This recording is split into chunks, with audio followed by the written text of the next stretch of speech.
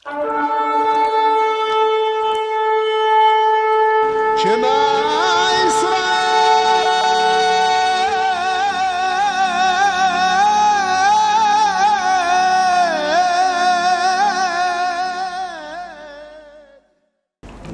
shalom, je dirais plutôt Shabbat shalom. Je voudrais en ce jour de Shabbat, par la grâce de Dieu, entrer dans nos demeures à nous tous, entrer dans vos demeures, je dirais, pour partager avec vous le grand message du Shabbat. J'ai dit dans ma vidéo de présentation que la chaîne aura pour objectif de révéler à l'Église de Jésus-Christ ses racines hébraïques.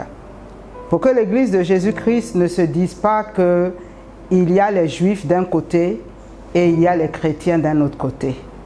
C'est une erreur qui, je pense, a tellement perduré que cette erreur nous a privés de cette grâce de comprendre que nous aussi, en Jésus-Christ de Nazareth, nous sommes des Juifs spirituels.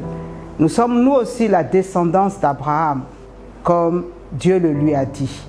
Et donc, en ce jour de Shabbat qui commence du vendredi au coucher du soleil jusqu'au samedi au coucher du soleil, j'aimerais que pour toi et pour ta famille, tu puisses te disposer pour rentrer dans cette grâce. C'est une grâce excellente. Jésus dit dans le livre de Marc au chapitre 2, à partir du verset 27 et 28, que le Shabbat a été donné à l'homme pour son bien. Le Shabbat n'est pas selon la conception orthodoxe que malheureusement certains dans le peuple de Dieu ont voulu donner. Ce n'est pas un temps pour être dans des, je pourrais dire, des contraintes. C'est un temps pour entrer dans une présence excellente de ce Dieu qui lui-même dans le livre de Genèse, au chapitre 2 du verset 1 à 3, la Bible dit que lui-même s'est reposé. Et se reposer n'est pas juste un temps d'inactivité, un temps d'inaction. C'est un temps où l'homme comprend que j'ai fait ma part, j'ai fait mes efforts, mais il y a une alliance qui est disposée pour venir répondre à mes fardeaux. Dieu lui-même, par la bouche de Jésus-Christ, a dit, si vous êtes fatigués, si vous êtes chargés, venez à moi et je vous donnerai du repos. Je pense que toute la semaine, nous sommes chargés. Toute la semaine, nous avons nos fardeaux. Toute la semaine, nous avons nos combats. Et il est bon dans le rythme de cette semaine d'avoir un temps où on vient pour se ressourcer en famille ou seul et pour aussi écouter la voix du Saint-Esprit. Et je prie que vraiment par cette chaîne, l'esprit du Shabbat te soit communiqué. Que tu comprennes que ce n'est nullement un temps pour l'ancienne alliance. Voilà pourquoi j'aime beaucoup citer les passages où Jésus lui-même, dans le Shabbat, a fait beaucoup de miracles. Cette première vidéo, je ne pourrais pas, pour cette première vidéo, parler de tous ces miracles, mais il s'agit pour moi de nous donner de comprendre que c'est une alliance qui n'a pas cessé. Jésus lui-même a dit, je ne suis pas venu abolir la loi, je suis venu l'accomplir. Je suis venu lui donner son vrai sens, je suis venu lui donner sa vraie compréhension. Bien-aimés, pour ceux qui ont eu la grâce d'aller en Israël, c'est un moment exceptionnel. C'est un moment où on comprend quand Balaam a dit « Ce peuple est un peuple qui n'a pas sa demeure parmi tous les autres peuples ». On voit quand le temps du Shabbat arrive, on voit comment tout commence à s'arrêter. On voit comment le peuple de Dieu se prépare. Même ceux qui ne croient pas, ceux qui sont pour eux ne sont pas des religieux, ils savent que c'est un temps spécial. Et je prie que au travers de cette chaîne, Shabbat après Shabbat, tu comprennes que c'est une alliance pour toi, une alliance pour ta famille. Il y a plus d'une vingtaine d'années que nous sommes rentrés dans cette alliance, ma famille et moi. Et je peux croire, et je crois, et j'en suis même certaine, que cette alliance a contribué à nous donner beaucoup de victoires. Je suis convaincu que cette alliance a été aussi une arme pour vaincre certaines oppositions spirituelles. Et j'aurai beaucoup de témoignages à te partager, beaucoup de témoignages de cette alliance. Et toi qui m'écoutes, sûrement que tu te diras, mais le dimanche, bien-aimé, le dimanche, je ne nie pas que ce jour est un jour où le peuple de Dieu doit se rencontrer. Lorsqu'on regarde avec l'apôtre Paul, on voit bien que le premier jour de la semaine, qui est le dimanche, ils rentraient dans les maisons et ensemble, ils partageaient la parole, ils partageaient le pain.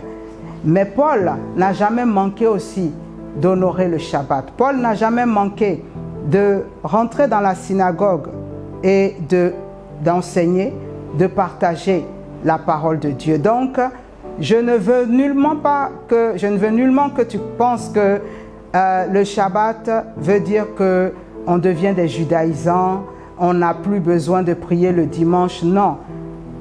Dans ma famille, dans notre communauté, nous croyons que le Shabbat est un temps où nous restons dans la présence de Dieu pour encore se ressourcer, comme je l'ai dit.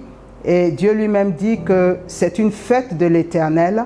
Et il nous demande donc de célébrer, si nous le pouvons. Nous, c'est un temps, mes enfants qui sont aujourd'hui grands ont beaucoup aimé ces temps de Shabbat, où le vendredi soir dans la maison, c'était un moment spécial, un moment où on aura un repas spécial, un moment où on va passer du temps en famille avec les parents, on va partager comment la semaine s'est passée, c'est vraiment un moment familial, privilégié. Et je prie que toi qui m'écoutes, tu puisses impliquer cela ou mettre cela dans ton timing et que tu commences. C'est vrai qu'au début, tu auras l'impression que mais qu'est-ce qui se passe?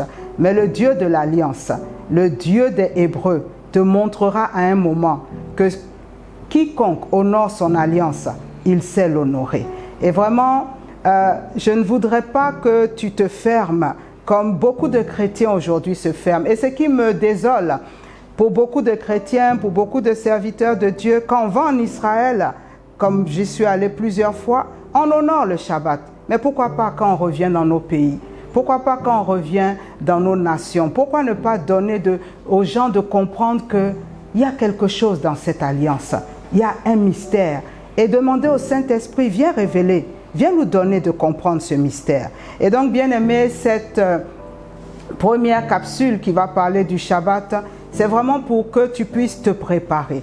Pour que tu puisses te préparer afin que, par la grâce de Dieu, chaque Shabbat, nous ferons une publication et que tu puisses vraiment la recevoir avec beaucoup d'espérance, la recevoir en t'attendant à l'Éternel. Et si tu le veux, parce que nous allons le faire comme les chrétiens de Béret, nous allons parcourir la parole de Dieu et nous allons voir que ce n'est nullement une affaire de l'ancienne alliance, ce n'est nullement une affaire des Juifs, ce n'est nullement une doctrine nouvelle, ce n'est nullement une hérésie pour ceux même qui le penseraient. Et donc, je voudrais que tu te disposes. Tu pourras écouter la capsule le vendredi soir en famille. Tu pourras l'écouter le samedi si tu le veux, tout seul. Mais Shabbat après Shabbat, tu vas rentrer dans une autre révélation de ce Dieu des Hébreux. Tu vas rentrer dans une autre dimension. Tu vas rentrer dans une autre grâce qui va te donner aussi de pouvoir vaincre la loi des efforts. Je suis convaincu que le Dieu que nous adorons a donné dans sa parole des clés, comme Jésus-Christ a dit, les clés pour pouvoir ouvrir certaines portes. Et l'alliance du Shabbat fait partie de ces clés. Et donc, pour terminer pour cette capsule d'introduction, je voudrais te lire un passage dans le livre d'Ésaïe, le chapitre 58, où tu vas comprendre que c'est une alliance même pour l'élévation. C'est une alliance pour la grandeur. Je lisais dernièrement que aux États-Unis, les Juifs sont à peu près 3% de la population, mais ils sont parmi les milliardaires au niveau du magazine Forbes. Ils représentent 25%. Ce peuple a une alliance dans laquelle il veut, le Dieu des Hébreux, que toi et moi nous entrions. Voilà pourquoi il nous a dit dans le livre de Galates au chapitre 3, versets 13 à 14, que Jésus-Christ s'est fait malédiction, afin que la bénédiction qu'il a conclue avec Abraham, qu'elle soit notre partage par le Saint-Esprit. Parce que tu ne pourras pas comprendre l'alliance si tu veux la comprendre intellectuellement. Tu ne pourras pas comprendre l'alliance si tu veux la comprendre avec tous les raisonnements, les hauteurs, avec l'esprit ancien dans lequel nous tous nous avons grandi spirituellement. Moi, j'ai connu seulement le Shabbat il y a juste une vingtaine d'années. Pourtant, ça me fait plus de 30 ans dans le Seigneur. Mais je bénis le Saint-Esprit qui a orienté vraiment ma famille vers cette alliance. Et donc, pour ce que tu vas lire, pour comprendre encore que c'est une alliance de bénédiction, tu vas lire Ésaïe 58 que je voudrais lire et que tu puisses vraiment comprendre que la bénédiction que Isaac a déclarée sur Jacob, comme disent les Hébreux, cette bénédiction est aussi attachée au Shabbat. Et nous, dans nos maisons, nous déclarons cette bénédiction, Shabbat après Shabbat. Et je suis convaincu que la parole de Dieu, comme dit l'Éternel, ne retourne jamais à lui sans accomplir son effet. Et je suis convaincu que si tu crois cette parole, elle accomplira quelque chose pour toi. Elle te distinguera, elle te donnera une singularité même dans le corps de Christ. Tu sauras que j'ai une alliance. Tu sauras que le Dieu des Hébreux, celui qu'ils appellent Hachem, celui à qui ils disent Baruch Hachem, béni soit le Dieu, je pourrais dire le nom, Hachem veut dire le nom, tu sauras qu'à un moment, il est aussi ton Dieu. Il est aussi ton Dieu. Et donc, voici Ésaïe 58, il est écrit au verset 13. Si tu retiens ton pied pendant le Shabbat, c'est écrit sabbat, c'est vrai, mais nous disons Shabbat comme le disent les Hébreux. Si tu retiens ton pied pendant le Shabbat, pour ne pas faire ce qui te plaît durant mon saint jour, et si tu considères le Shabbat comme un plaisir, le jour saint de l'Éternel comme digne d'être honoré, et si tu l'honores en ne suivant pas tes voies habituelles, en ne cherchant pas à accomplir tes propres désirs, et en ne parlant pas dans le vide, alors tu trouveras ton plaisir dans l'Éternel. Alors je te ferai monter sur les hauteurs du pays, et je te ferai jouir de l'héritage de ton ancêtre Jacob. Oui, c'est l'Éternel qui l'affirme. Je te ferai monter dans les hauteurs du pays. Je te donnerai de jouir de l'héritage de Jacob, ton ancêtre. Bien-aimé, Jacob est aussi ton ancêtre parce que Dieu dit quoi? Il est le Dieu d'Abraham, d'Isaac et de Jacob. Il est notre Dieu. Et donc, que tu puisses méditer ce passage, que tu puisses méditer aussi Genèse de chapitre 2, versets 1 à 3, afin que tu puisses comprendre que ce jour saint, la Bible dit que lorsque Dieu s'est arrêté, il a fait quoi? Il a béni ce jour, il a sanctifié, ça veut dire il a mis à part et il s'est reposé.